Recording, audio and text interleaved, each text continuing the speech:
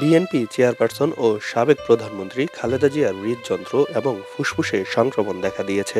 বর্তমানে তিনি রাজধানীর এভারকেয়ার হাসপাতালে নিবিড় পর্যবেক্ষণে রয়েছেন। গত রবিবার 23 নভেম্বর সন্ধ্যা 7:30টায় গুলশানের বাসভবন থেকে হাসপাতালে আনা হয়।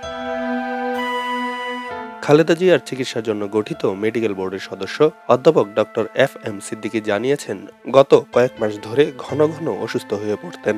চেস্টে ইনফেকশন হয়েছে এবং হার্টের সমস্যা আগে থেকেই ছিল। খালেদা জিয়ার হার্টে পার্মানেন্ট পেসমেকার আছে এবং এর আগে স্টান্টিং করা হয়েছিল। তিনি মাইট্রাল স্টেনোসিসে ভুগছেন। একই সঙ্গে সংক্রমণ হৃদযন্ত্র ও ফুসফুসে ছড়িয়ে পড়ায় এই সাবেক প্রধানমন্ত্রীকে দ্রুত হাসপাতালে ভর্তি করা হয় বলেও জানান তিনি। অধ্যাপক শাহাবুদ্দিন তালুকদারের তত্ত্বাবধানে আছেন বেগম খালেদা জিয়া। ভর্তির পর মেডিকেল বোর্ড অধ্যাপক তালুকদারের সভাপতিত্বে একটি সভা করে। এতে অধ্যাপক এফ.এস. সিদ্দিকী, ডক্টর জাফর ইকবাল, ডক্টর জিয়াউল হক, ডক্টর মামুন আহমেদ, অবসরপ্রাপ্ত ব্রিগেডিয়ার জেনারেল সাইফুল ইসলাম উপস্থিত ছিলেন। লন্ডন থেকে ডক্টর জুবাইদা রহমান এবং যুক্তরাষ্ট্রের জনস হপকিন্স হাসপাতালের বেশ কয়েকজন বিশেষজ্ঞ ভার্চুয়ালি সবাই যোগ দিয়েছিলেন।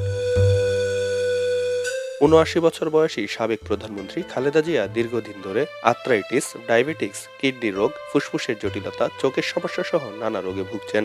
উন্নত চিকিৎসার প্রয়োজন হওয়ায় খালেদা জিয়াকে 7 জানুয়ারি 2025 লন্ডনে নেওয়া হয়েছিল। সেখানে তিনি দ্য লন্ডন ক্লিনিকে ভর্তি হন এবং বিশেষজ্ঞ চিকিৎসকদের তত্ত্বাবধানে বেশ কিছু জটিল রোগের উন্নত চিকিৎসা নেন। হাসপাতালে প্রায় 17 দিন কাটানোর পর তাকে বাসায় হস্তান্তর করা হয় এবং সেখান থেকেও নিয়মিত চিকিৎসা ও পর্যবেক্ষণ চলতে থাকে। প্রায় 4 মাস বা 117 দিন চিকিৎসার পর বেগম জিয়া 6 মে দেশে ফেরেন।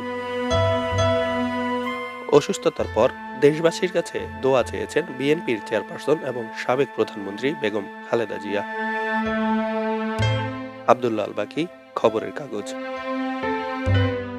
খবরের কাগজ, নিখাত, নির্ভীক, নিরপেক্ষ।